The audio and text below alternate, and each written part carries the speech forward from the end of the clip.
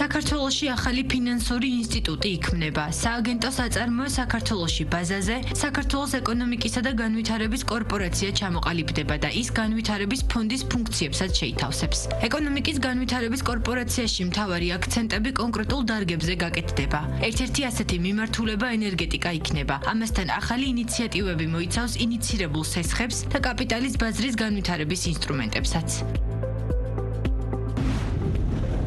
სასმელის პლასმასის ბოთლებით იმპორტისა და რეალიზაციის აკრძალვა 4 წლით 2031 წლამდე გადავადდა. გადაწყვეტილება ბიზნეს სექტორთან აქტიური კონსულტაციის შედეგად შეიცვალა. კერძო სექტორის წარმომადგენლები რეგულაციის გადავადებას დადებითად აფასებენ. ეფეს საქართველოში ამბობენ, რომ 4 წელი საკმარისი ვადაა იმისთვის, რომ ბიზნესი დაანონსებულ ცვლილებებს მომზადებული შეხვდეს. მანამდე კი ხელისუფლებასთან კონსულტაციები გაგრძელდება. შეგახსენებთ, რომ 2026 წლის 1 ივლისიდან საზოგადოებრივი კვების ობიექტებში მომხმარებლისთვის პლასტმასის ბოთლებში სასმელის მიწოდება 2027 წლის 1 თებერვლიდან კი პლასტმასის ბოთლებში სასმელების წარმოება, იმპორტი და მათი ბაზარზე განთავსება უნდა აკრძალულიყო.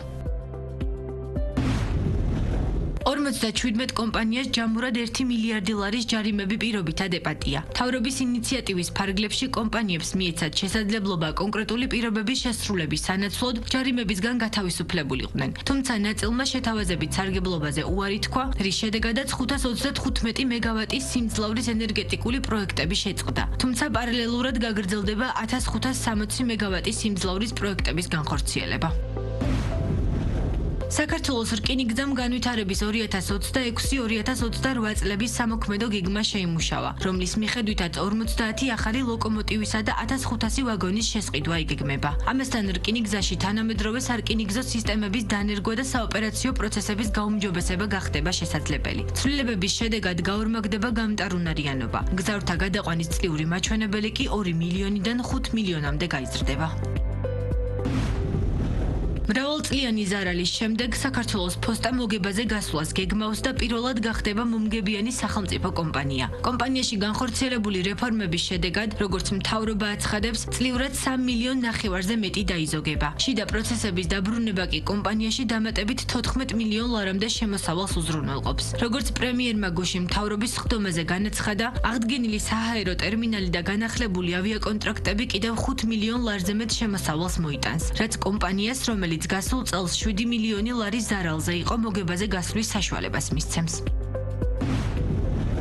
სადაზღვეო სექტორის წმინდა მოგების ზრდის ტემპი შენელდა. 2025 წელს კომპანიებმა 129 მილიონი ლარის მოგება დააგენერირეს, რაც წინა წელთან შედარებით მხოლოდ 2 მილიონი ლარით არის გაზრდილი. დაზღვევის ზედამხედველობის ანგარიშის მიხედვით, სადაზღვეო კომპანიების აქტივების ჯამური მოცულობა 1,6 მილიონს აღწევს. კაპიტალი კი 9 მილიონი ლარია. 2025 წლის მონაცემებით ბაზარზე 19 სადაზღვეო კომპანიაა რეგისტრირებული, რომლებმაც ჯამში 1,4 მილიონის პრემია მოიზიდეს და 771 მილიონი ლარის ზარალი აანაზღაურეს.